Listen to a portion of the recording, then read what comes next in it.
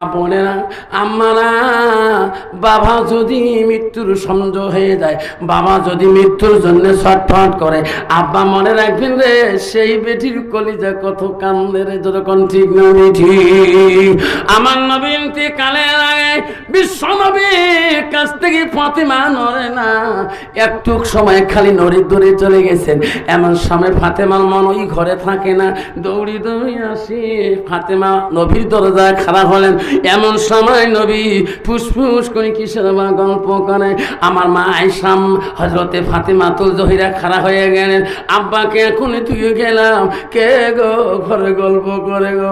ওই সময় ফাতেমা দোকান সাথে বললে, আব্বা আমাকে আপনি এখন আপনাকে একাই তুলে গেলাম, আব্বা এখনো কার সাথে গল্প করলেন, কে গো তোমার সাথে গল্প করলো। নবী বলেতে ভয় পায়, ফাতেমা কষ্ট পাবে নাকি, বারবার বলে, মা কেন তুমি বলো। আব্বা গো আমি দরজাটাই শুনলাম তোমার সাথে সালাম করা হইতেছে, গল্প করেছেন, ওই লোকটা কে গো, কোন দিকে চলে গেল। রাসূল বলল, মা গো ফাতেমা, যে লোকটা আমার কাছে আসছে রে মা, রে বেটি রে, ওই লোকটাকে তুমি জানো না, দুনিয়ার বুকে বাপকে কাড়ি নিয়ে চিরকালের জন্য বেটিকে দিতে জীবনে বাবার মুখ ওই বেটি দেখতে পারে না।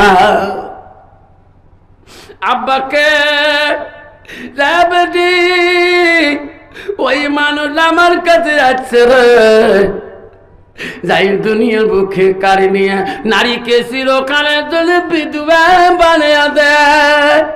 বেটি তুমি জানো না, আজরাইল আমার কাছে আসি গেল। ফাতেমা কান্দি বলে, আব্বা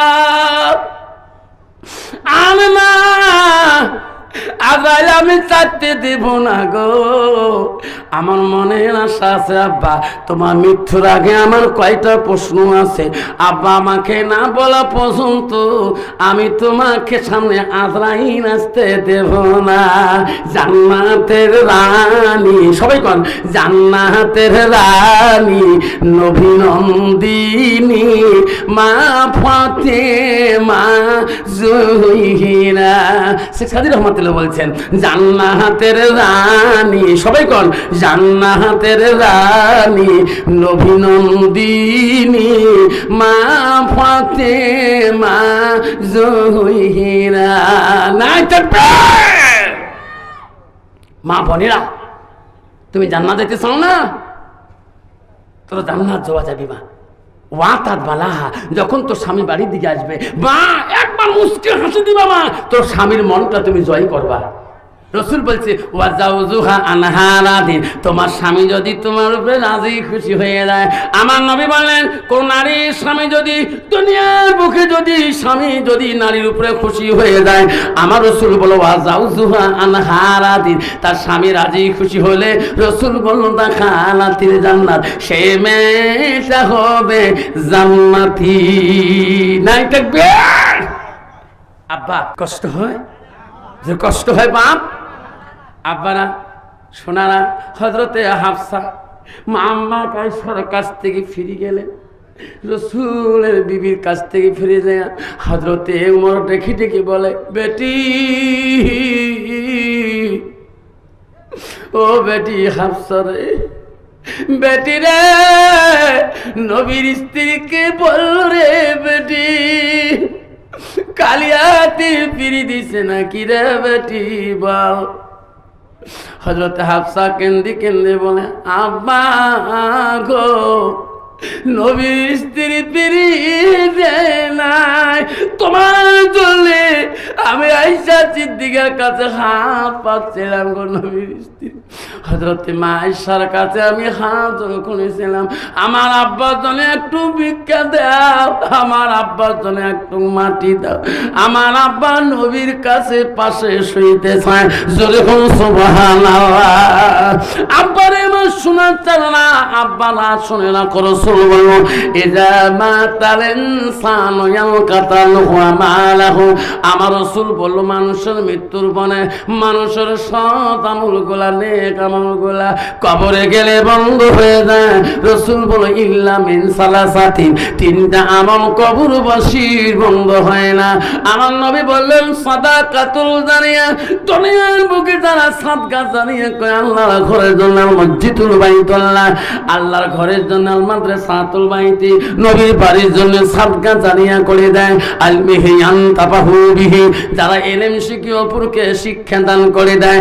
আওলাদুন সালিহুন ইয়াদুলাহু, নেক সন্তান যখন দোয়া করে সেই সন্তানের দোয়া আল্লাহর কাছে সরাসরি কবুল হয়ে যায়। নাই থাকবে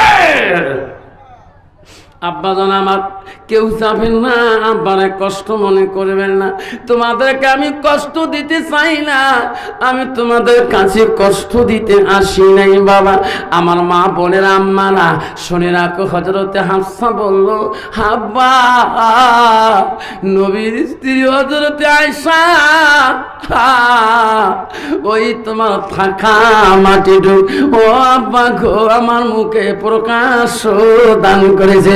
যেরকম সুবহানাল্লাহ রে বন্ধু রে, আজকে তোমার আব্বা কবরে পড়ে আছে, আব্বা তোমার মা কবরে প্রকাশ্য পড়ে আছে। আব্বা রে, তোর মার কবর দেখলে তোর মার কথা মনে পড়ে, তোর আব্বার কবর দেখলে আব্বার কথা মনে পড়ে। আব্বা রে, রাসূল বলল তোর ওই মার জন্য আব্বার জন্য প্রকাশ্যে তুমি দান করবা না। ওয়া সাদাকাতুল জারিয়া, আজকে আল্লাহর ঘর আছে গো, আজকে তোর মা কবরে পড়ে আছে বাবা, তোর আব্বাটা কবরে পড়ে আছে। আব্বা এমন একটা বাবা আজকে প্রথমে বয়াত তুলবেন, আমি তারপরে তাকে বয়ান করে থাকবো।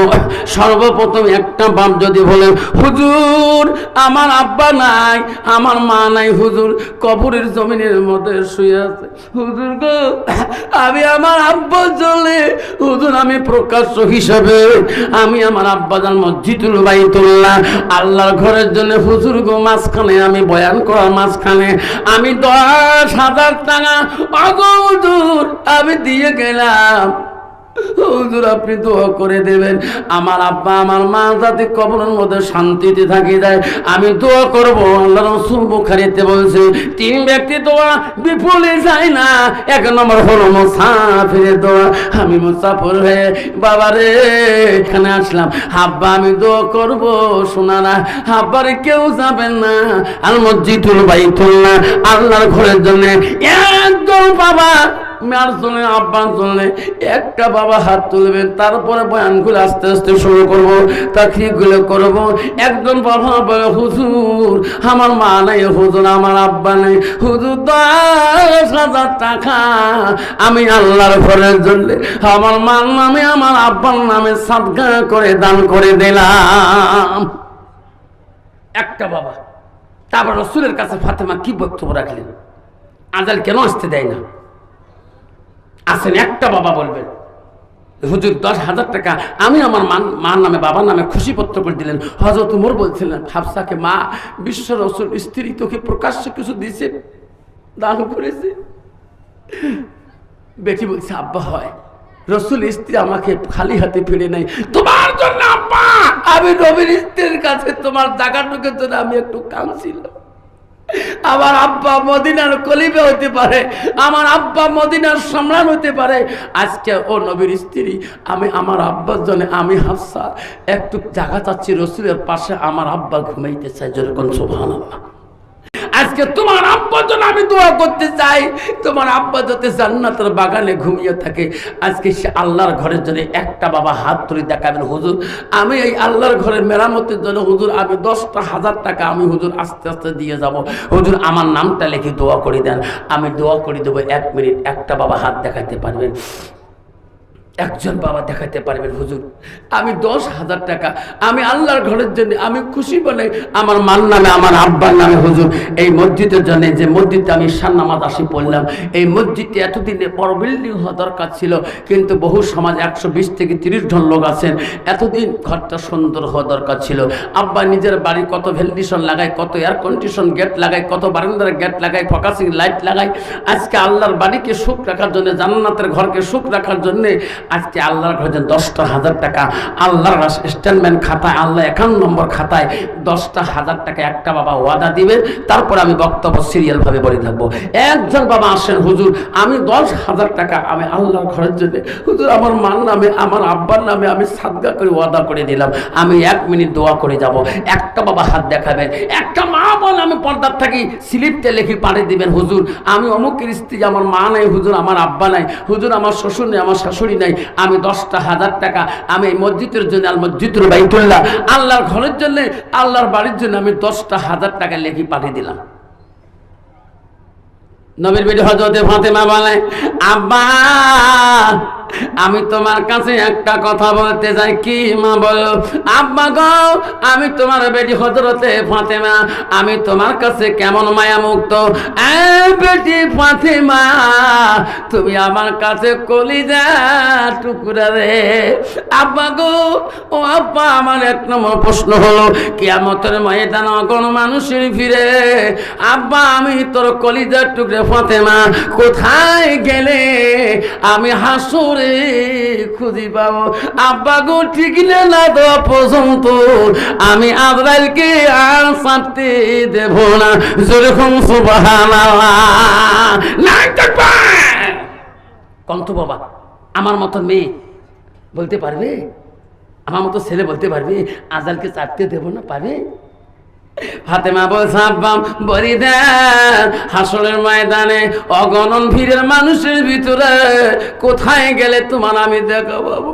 আব্বা গো আমি তোমার কলিজার টুকরা, আমি থাকতে পারবো না। নবী বলছে, ফাতেমা ফাতেমা রে কান্দিস না রে বেটি, আমি এমন জায়গা ঠিক নিয়ে যাই ও বেটি রে, পৃথিবীতে আল্লাহ কোন নবীকে আল্লাহ হাউজে কাউসারের পানি দান করে নাই।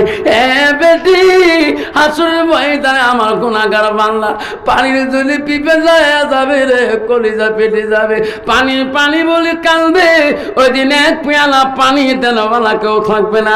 আমি আমার নবী আমার গুনাহগার উম্মতের জন্য আমি হাউজে কাউসারের পানি নিয়ে হাসরের ময়দানে দৌড় দিব রে বেটি। লক্ষ্য করবা যে মানুষটাতে হাউজে কাউসারের পানির পেয়ালা আছে, সেই মানুষটা আমি তোর আব্বা হব। জোরে বলুন সুবহানাল্লাহ। আব্বা হাউজে কাউসারে পানি দিতে যদি দেখা না পান কোন জায়গা দেখা হবে? আব্বা গো ঠিকানাটা দিয়ে যাও। নবী বলছে, বেটি বেটি 2 নম্বর ঠিকানা হলো তুমি ফুলছেড়া খাঁটার দিকে যাইও। আব্বা রে ফুলছেড়ার কানে যদি দেখা না হয়, আব্বা আমি আর কোন জায়গায় গেলে তোমার সাথে দেখা করতে পারবো? নবী বলছে, বেটি তুমি মিজানের নেক বদির পাল্লার কাছে যাইও। ও বেটি রে নেক বদির পাল্লার কাছে তুমি একবার যাবা, সেই জায়গাও তোমার দেখা হইতে পারে। আব্বা ফুলছেড়াতে ওই পাল্লা ওই জায়গায় দেখা না হলে, নেক বদির পাল্লায় দেখা না হলে আর কোথায় দেখা হবে? আব্বা বলছে, বেটি রে একবার জাহান্নামের দরজার দিকে তুমি তাকাবা। হৃদয় বাচ্চিক্য দিয়ে বলছে, আব্বা গো আপনি জাহান্নামের দরজার দিকে কেন যাবেন? নবী বলছে, বেটি আমি নবী থাকাকালীন আমার গুনাহগার উম্মতকে আমি জাহান্নাম যেতে দেব না। যেরকম সুবহানাল্লাহ। এমন সময় দেখে নবী একটা লোককে টানি টানি জাহান্নামের দিকে ফেরেশতা নিয়ে যাচ্ছে। আমার নবী সামনে যা দাঁড়াইবে, ফেরেশতারা কোথায় নিয়ে যান? ওগো নবী মিজানের পাল্লা হালকা হয়েছে, নেকির পাল্লা আমরা জাহান্নামের দিকে নিয়ে যাব। রাসূল বলছে, না না আমি দিতে দেব না, আমি যাইতে দেব না। যেরকম সুবহানাল্লাহ। ফেরেশতারা ইনাকে নেক বদির পাল্লা ওজন করেছেন, আমি রাসূল ওখানে ছিলাম না। আমার সামনে আরেকবার ওজন দাও, আমি নবী দেখবো রে। নেকির পাল্লা হালকা হয়ে গেলে আমার সামনে তোরা জাহান্নামে দিবেন, আমি সহ্য করব। আমার সামনে ওজন না দেখা পর্যন্ত আমি যেতে দেব না। আমার রাসূলের কাছে আবার ওই লোকটাকে টেনে টেনে ফেরেশতারা মিজানের পাল্লার মধ্যে তুলে দেবে। আমার রাসূল একটা কাগজের টুকরা ওই লোকটার দিকে আস্তে করে ফেলাইয়া দেবে। দেখে আগে ওজনের পাল্লা নেকির পাল্লা হালকা ছিল, এখন নেকির পাল্লা 2 গুণ বেশি হয়ে গেল। ফেরেশতা বলবে, আল্লাহ অল্প আমি লোকটা অল্প আগে ওজন করলাম, নেকির পাল্লা কিছুই নাই, এখন দেখা যায় নেকির পাল্লা 2 গুণ বেশি। যেরকম সুবহানাল্লাহ। ফেরেশতারা বলো, গো নবী ওই লোকটা অল্প আগে ওজন করলাম, নেকির পাল্লা হালকা, এখন নেকির পাল্লা ভারী কি হলো? অভিজ্ঞ আপনার পকেট থেকে কি একটা টুকরা ওখানে দিয়ে দিলেন, সঙ্গে সঙ্গে নেকির পাল্লা ভারী হয়ে গেল। নবী বলো, ফেরেশতারা জানো না লোকটা দুনিয়ার বুকে ইবাদত করেছে, ওই ইবাদতের দাগায় ইবাদতের জন্য ইবাদতের জ্বালায় ওই ইবাদতের দিয়া তার নেকির পাল্লা ভারী করতে পারে নাই। রোজা করেছিল ভারী করতে পারে নাই, সব কাজ করছো ভারী করতে পারে নাই। ইনি দুনিয়ার বুকে আল মসজিদুল বাইতুল্লাহ আল মাদ্রাসাতুল বাইতি নবীর ঘর আল্লাহর ঘরের জন্য এত দান করেছে। আমি নবী দেখছিলাম তার জীবনের দানগুলা আমি রাসূল তুলিয়া নেকির পাল্লায় দিয়ে দিলাম। নাই দেখবেন আব্বাজন আমার, আসুন একটা বাবা আসুন, 10,000 টাকা। একটা বাবা বলেন, হুজুর আল্লাহ তোমার নেকির পাল্লা ভারী করে দেবে, 10 দিতে পারে না, কষ্ট হয়। আব্বারে আমি 5টা বাবার কাছে আরজি করলাম 5,000 টাকা করে আল্লাহর বাড়ির জন্য। আসুন গো সোনা আমার মা বোনেরা, 5,000 টাকা করিনি আব্বা আমি তো করবো। বাবা গো কি আছেন সোনারা? 5,000 টাকা। আব্বা গো কি আছেন গো? 5,000 টাকার জন্য। কি আছেন গো? আমার জন্য আমার কাছে ওয়াদা দেবেন। হুজুর আমি আমার মার নামে আমার আব্বার নামে, হুজুর আমার আব্বার নামে আমি সাদকাতারি হিসেবে এই মসজিদের জন্য আমি দান করে দিলাম। হুজুর আমার জন্য দোয়া করবেন। আমার মা কবরে, হুজুর আমার আব্বা কবরে, আমার দাদা কবরে, আমার দাদি কবরে, আমার নানাজি কবরে, আমার নানিমা কবরে। আব্বা দোয়া করে যাবো 5,000 টাকা একটা বাবা হাত দেখাইবেন, তাহলে বুঝতে পারবো আল মসজিদুল বাইতুল্লাহ আল্লাহর ঘরে উপরে 7টা মানুষ বড় মহব্বত করে। একটা বাবার কাছে হাত জোর করি দোয়া করে যাব 5,000 টাকা। রাসূল বলছে সাদাকাতুল জারিয়া, দুনিয়াতে সব আমল বন্ধ হবে। রাসূল বলছে ইল্লা মিন সালাসাতিন, 3টা আমল কবরবাসীর জন্য বন্ধ হবে না। বুখারী মুসলিম শরীফের হাদিস। আপনারা আমার শোনার চালা, আমি একটা বাবার কাছে চাইলাম 5,000 টাকা। এলাকার মানুষ ধনী গুণী জ্ঞানী বুদ্ধিমান যারা আছেন এই মসজিদের জন্য মাত্র 5,000 টাকা আজকে চাইলাম। তাই বলবো, আল্লাহ তোর বান্দা তোর ঘরে এত পাগল, আল্লাহ নিজের বাড়ির মহব্বত কম করি, তোর ঘরের মহব্বতে তো লাখো লাখো টাকা নাতি নাতনির জন্য ডাক্তারের কাছে 24 ঘন্টা কম্পিউটারে বিল হইতেছেন। আমরা জান প্রাণ দিয়ে ওই টাকা ঋণ শোধ না করা পর্যন্ত তোর রোগী তোকে রিলিজ দিবে না। জোরে বলেন ঠিক না ঠিক? আব্বা আমার শোনার চাল্লা, আজকে মিজনের নেকির পাল্লা ভারী না হওয়া পর্যন্ত আব্বা তোর জান্নাত যাওয়া বড় কঠিন হয়ে যাবে। আজকে আল্লাহর বাড়ির জন্য জান্নাতের নেকির পাল্লা আজকে ভারী করার জন্য একটা বাবার কাছে আমি 5,000 টাকা আরজি করলাম। আমি দোয়া করে দিয়ে যাব, আল্লাহ জীবনে বাড়িতে বলা মুসিবত দিবে না, আল্লাহ জীবনে তোর বাড়িতে কষ্ট দিবে না, আল্লাহ জীবনে তোর বাড়িতে কোনোদিন গজব দিবে না। আমি আফসর মাওলানা ওয়াদা করে গেলাম। মাবুদ টাকা দেখ। হযরতে হাফসা হযরত উমরের কাছে বলল, আব্বা গো আব্বা, নবীজির স্ত্রী হযরতে মা আয়েশা আমাকে না কথা বলে নাই আব্বা। হযরত উমর বারবার বলছে, মা তোর কানে কি নিজে শুনছো? আমার থাকতে দিবে ওই জমিনে? নবীর পাশে আমার জায়গা ঠুক দিবে? মা তুমি কি নিজে শুনছো? হ্যাঁ আব্বা আমাকে নিজে বলছিল। আমাকে চোখের পানি দেখিয়া হযরতে বিশ্ব নবী স্ত্রী আয়েশা বলছে, হাফসা রে কান্দিস না, কান্দিস না, আমার জায়গা ছিল ওই জায়গায়, আমি আর থাকতে চাই না। তোরা পারে আচ্ছা আমার নবীর সাথে প্রেম ভালোবাসা করছিল রে। যারে আয়েশা যা, হাফসা যা, আমি নবীর আয়েশা বললাম আমার থাকা জায়গাটুক তোর বাবাকে আমি দান করে দিলাম। যেরকম সুবহানাল্লাহ। আব্বা জান আমার শোনার চানারা কে আছেন গো? আব্বারা কে আছেন? একটা বাবা যদি বল হুজুর আমার আব্বা দুনিয়ায় নাই, আমার মা নাই, আমার দাদা নাই, এই মসজিদের জন্য হুজুর 5,000 দিতে পারি না হুজুর, আমি 2,500 টাকা আমি ওয়াদা দিয়ে যাই। বন্ধু আমার মা বোনেরা মনে রাখবেন রে, ও সোনারা, আব্দুল ওই বাপজন আমার সামার কুরবানি মদিনার জমিনে করতেছে। কুরবানি করে হই উট কুরবানি করে, দুম্বা কুরবানি করে, মার কথাটা মনে পড়ে যায়। তখনই আর আব্দুল সামাদ আর দেরি করে না, রক্ত মাখা শরীর নিয়া আব্দুল সামাদ বাড়ি মুখে রওনা হয়ে যায়। মা রে মা মা বলছে আব্দুল সামাদ দেরি করিস না বাবা রে, তুমি বেশি দেরি করিও না। রক্ত মাখা শরীর নিয়ে মার কথা মনে পড়ে আসতেছে। আস্তে আস্তে রে অর্ধেক রাস্তায় যখন আজান শুনছি, আল্লাহর বান্দা মুত্তাকিন যারা পরহেজগারি হবে, আল্লাহ বলছে হুদাল্লিল মুত্তাকিন, ওনাকে পরহেজগারি মুত্তাকিন বলা হয় যারা আল্লাহ এবং রাসূলের হুকুমতে চলে। যখন সুবহানাল্লাহ মসজিদে আজান শুনে আব্দুল সামাদ ঈশান নামাজের আজান শোনা যায়। আল্লাহু আকবার, আল্লাহু আকবার। আব্দুল সামাদ মনে করল আমি তো বাড়ি থেকে রওনা হচ্ছি, সামনে মসজিদ, মনে হয় যে নামাজ পড়তে পাবো, নামাজ জামাতে পড়তে পারবো, আমি ওখানে জোরে যে জামাতের নামাজটা আদায় করে নেব। বাবারা যারা মুত্তাকিন আল্লাহওয়ালা হবে, যারা নামাজের আজান শুনবে, দোকান খাবার দুনিয়াবি কাজ ফেলে দিয়ে আল্লাহর ঘরে যাওয়া ধাবিত হবে। জোরে বলেন ঠিক না ঠিক? মা বাবা নাই, মা নাই, বাবা নাই, আল্লাহ দেখি রে তাকায়া,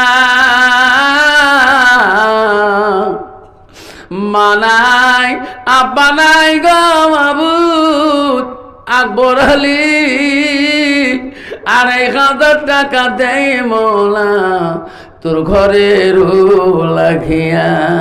মানাই বাবা নাই, মাঝে কি জিনিস, বাবা যে কি ধন এই পৃথিবীর ভবনে, যখন দেখি বাবা বার মুখ দুঃখ থাকে না আর মনে। আল্লাহ আকবর আলী বাবা একটু হাত তুলে দোয়া করবো তার জন্য। আল্লাহ আমিন, সবাই হাত তুলে আল্লাহ আমিন।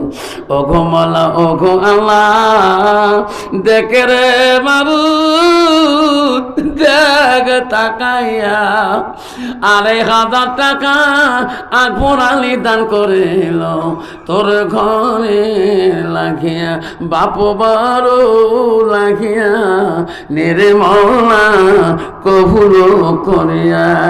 লা ইলাহা ইল্লাল্লাহু মুহাম্মাদুর রাসূলুল্লাহ। নাই তাকবীর। আসুন আকবর আলী মতন করি। আরেকটা বাবা আসুন, 2,500 টাকা দেন। আব্দুল সামাদ মসজিদের আজানে মসজিদের দিকে রওনা হলেন। গেটে গেইতে যে দেখে জামাত ইমাম সাহেব শেষ করে দিয়েছে, সবাই মুসাল্লিরা বাড়ির দিকে রওনা হয়ে গেছেন। আব্দুল সামাদ মনে করলো আমার তো নামাজ পড়তে হবে। ভাই যারা নামাজি, জামাত যদি শেষ হয়ে যায় নামাজ পড়বে না? নামাজ পড়বে না? পড়বে। আব্দুল সামাদ মনে করলো ওনারা চলে গেলেন, আমার বাড়ি তো বহু দূরে, আমি নামাজটা আদায় করে দিয়ে চহনা হয়ে যাব। নামাজের জন্য উজু করতে হবে আগে, জোর করে ঠিক নেবে ঠিক। আব্দুল সামাদ উজুখানায় চলে গেলেন, উজুর পানি হাতে নিছেন, এমন সময় একটা আওয়াজ, চিৎকার আওয়াজ, আমাকে বাঁচান, আমাকে বাঁচান, আমাকে শেষ করে দিল। আব্দুল সামাদ বলল সব মুসল্লি বাড়ি গেল। এটা কে চিৎকার দেয়? মসজিদের পিছনে উজুর খানা থেকে উজু বন্ধ করে দিয়ে পিছনে মসজিদের পিছনে দেয়া দেখে একটা মানুষকে আর একটা মানুষকে ঘোড়ার পিছের থেকে নামিয়ে এই লোকটাকে জবাই করতেছে। আব্দুল সামাদ অনুরোধ করলো, ভাই এই জিন্দা মানুষকে তুমি কেন জবাই করো? এই পাপের ভাগ তুমি কেন নেও ভাই? আমাকে দেখিস তুমি মাফ করে দাও ভাই। বলতে নাই বলতে লোকটাকে দোখণ্ড করে ওখানে ফেলে দিয়ে উঠে ঘোড়ার পিছনে লোকটা চলিয়ে গেলেন। লোকটাকে আর পাত্তা পেল না। আব্দুল সামাদ তো বিদেশি মানুষ, মসজিদের বারান্দা এসে চিৎকার দিল, ভাই ভাই গ্রামের মানুষ মুসাল্লি ভাইরা, ভাই মুত্তাকিন ভাইরা বাড়ি চলে গেলেন, তোমার সমাজের মধ্যে একটা মানুষ খুন হয়ে গেল। ভাই আমি তো চিনি না কোন মানুষ, তোরা দেখি যাও। লোকটা পালে চলে গেল। গ্রামের মানুষ যদি সময় নামাজ পড়ি বাড়ি যায়, আমার যদি চিৎকার শোনে লোকরা আসবে কিনা? সবাই এসে গেল। লোকটাকে দেখি আসলাম কে চিৎকার দেয়। সবাই এসে দেখে ওই লোকটা যেটাকে ছাড়ি গেলাম বিদেশি মানুষ। কি হলো ভাইরা তোমার? কয় হুজুর তোমার মসজিদের পিছনে একটা লোক খুন হয়ে গেল। একটা লোক ঘোড়ার পিষ্টে চড়ি লোকটা মার্ডার করে গেল। লোকটাকে চিনি না, আমি এত অনুরোধ করলাম আমার কথা মানল না। সবাই গ্রামের লোক পানার লোক যে দেখে অন্য মানুষ না, ওনাদের গ্রামের একটা চিনক্ত মানুষকে খুন করে গেছে। সবাই বলে, যুবক রে তুমি চিৎকার দাও, তোমার গার মধ্যে কেন রক্তর দাগ? তোমার শরীর মধ্যে কেন রক্ত? তোমার জোলার মধ্যে কেন রক্ত? তুমি খুন করি চালাকি করে নাকি? না না, আমি শুন করে চালাকি করি নাই। তাহলে তোমার ব্যাগের মধ্যে রক্ত কেন? তোমার গার মধ্যে রক্ত রশিটা কেন? তোমার শরীর মধ্যে রক্তর দাগ কেন? কইছে ভাই রে আমি একটা মদিনার কসাই, আমি হালাল বস্তু কুরবানি করি, আমি দুম্বা কুরবানি করি, আমি উট কুরবানি করি, আমি একজন মদিনার কসাই। আমি বাড়ি থেকে চলে যাব। আমার মাকে আমি ওয়াদা দিয়েছি, আমার আজকে মার কত মনে পড়েছে। আমি কোনো খুন করা জানি না। সবাই বলে মিথ্যা কথা, তুমি মুত্তাকিন, তুমি আল্লাহওয়ালা রূপ ধারণ নিয়ে আমার সমাজের মানুষ থেকে তুমি কতল করে দিলা। সবাই বলল ধরো এনাকে পিঠাই করো, এনাকে মারো, এনাকে নামাজি বলি কেউ গণ্য করো না। সবাই পেটাই শুরু করে দিল, মসজিদের জমিনে ফেলিয়া দিল, পিঠতে পিঠতে সবাই ক্লান্ত বাড়ে দিল। আব্দুল সামাদ বলল, বাইরে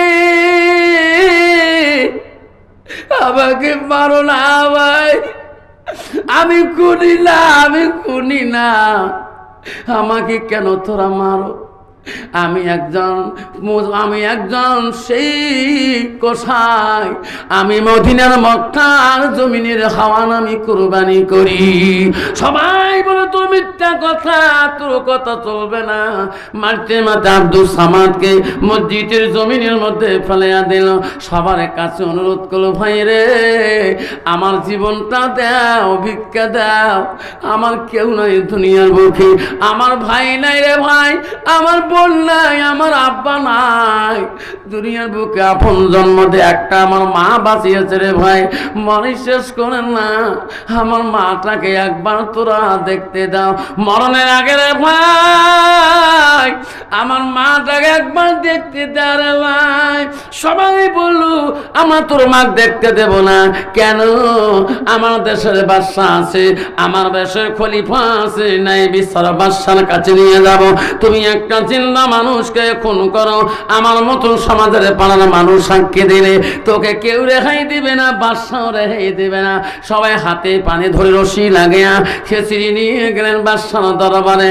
বাদশা মহারাজ কেন আমাকে নাই বিচার করে দাও, এই মানুষটা মসজিদে নামাজ পড়ে আসি, আমার পাড়ার গ্রামে একটা দামি মানুষকে খুন করে দিয়েছে, তার গায়ের মধ্যে রক্তর দাগ, চুড়ির মধ্যে রক্তর দাগ, তার ঝোলার মধ্যে রক্তর দাগ। আব্দুল সামাদ মার কাছে ডাকতেছে। মা নামাজ শেষ করিয়া দরজা খুলি দেখে আব্দুল সামাদের কপাল পাতা, মাথা ফেটে গেছে। মা দেখলো রে মাথা দিয়ে রক্ত পড়ছে, গা দিয়ে রক্ত পড়ছে।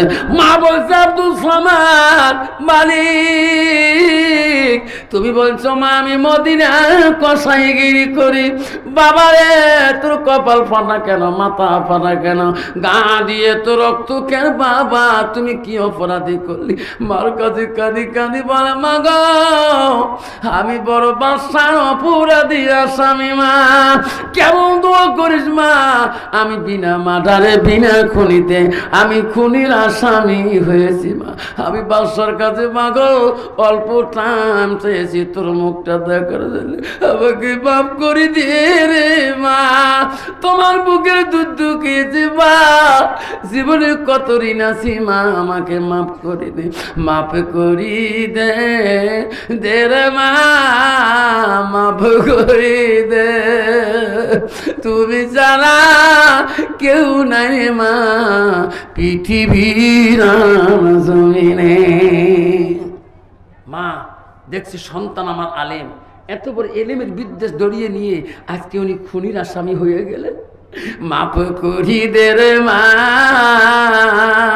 মাফ করি দে গো মা, মাফ করি দে, বাসার কাছে সময় চাষি মা তোমারে জন্যে, বাসার কাছে সময় চাষি রে মা তোমার জন্যে। মাফ হয় বেটা, যা মাফ করে দিলাম। বেটা তুই যদি সত্যি করে মানুষকে খুন করেছিস, আমি মা তোকে বলে গেলাম খুনের বদলা দুনিয়ায় পাবি। আর যদি মার কাছে মিথ্যা না বলে, সত্য কথা না বলো, আর যদি খুন করো নাই, মা বললো যা আব্দুল সামাদ তোকে আদেশ করলাম যা, কিন্তু খুন করছিস খুনের বদলা পাবি। আর যদি খুন করিস নাই, আমি মা এখন দোয়া শুরু করে দেবো। দেশের বাদশা কেন, দেশের জমিদার কেন, দেশের যত জজ হোক না কেন, তো কেউ খুন করতে পারবে না। যা, আমি তোর মা আশীর্বাদ দিলাম। আব্দুল সামাদকে টেনে টেনে নিয়ে গেলেন। নিয়ে যাওয়ার পরে বাদশা বলল ইনার মা দেখা হয়েছে? হ্যাঁ। রেডি করো ছুরি, ঘাতক আমার হাতে তরোয়ালটা দাও। এত বড় খুনি মুসাল্লিগিরি দেখে মানুষকে দুনিয়া অপরাধী করে, খুন করে, আমি এইরকম খুনিকে কতলে বদল কতল করে দেব। ছুরিটা যখন বাদশা নিয়ে আব্দুল সামাদের খণ্ড দুখণ্ড করবে, হাত তোলার সাথে সাথে এমন সময় একটা লোক দ্রুত বেগে আসিয়ে বাদশার হাতের ছুরিটা কেড়ে নিয়ে বলছে মহারাজ কাক খুন করেন? আমাকে খুন করো। যতক্ষণ সুবহানাল্লাহ। বাদশা বলছে তুমি কে? কে তুমি? আমার হাতের তরোয়াল কেড়ে নিলি? মহারাজ ওই মসজিদের পিছনে খুনির আসামি আমি। মহারাজ খুন করি বহু দূর গেছিলাম ঘোড়া ধরি, যত দূরে যাই কেবা আমাকে ডাকে ডাকে বলে দূরে সে কত দূর আবি, হাসর ময়দানে তোর পালার মতন রাস্তা থাকবে না। কত লুকাইবি কাল কিয়ামতের ময়দানে, এই হাত রাইরিহীন, এই হাত তোর সাক্ষী হয়ে যাবে, ওয়াইনিহীন তো সাক্ষী হয়ে যাবে, আর পালার মতন হাসরে কোনো বুদ্ধি থাকবে না। মহারাজ যত দূরে যায় আমার কানের মধ্যে আওয়াজটা আসিয়ে যায়, আমি তখন বলি আল্লাহ দুনিয়ার আসামি দুনিয়া হব, আল্লাহ তোর পরকালের আসামি আমি হইতে চাই না। আবার আমি ঘোড়াটা নিয়ে ওই মসজিদের যেখানে মাদান করে গেছি, আমি সেই জায়গায় হাজির হয়ে যাই। আসি শুনি আমার পরিবর্তে এই লোকটাকে বড় অন্যায় অপরাধ হয়েছে। মহারাজ গো আমি চিনি না, মা বড় বুজুর্গ মেয়ে, এটার ভালো নেবে, এটাকে যদি খুন করে দেন এনার মার অভিশাপে আমি দুনিয়ার মধ্যে ধ্বংস হয়ে যাব। মহারাজ ছাড়ি দেন, আব্দুল সামাদকে ছাড়ি দেন, আমি তোমার আসল খুনের আসামি। যেরকম নাই থাকবি নাই থাকবে। আব্দুল সামাদ খুনে যখন শেষ হলো না, আসল আসামি পৌঁছে গেল।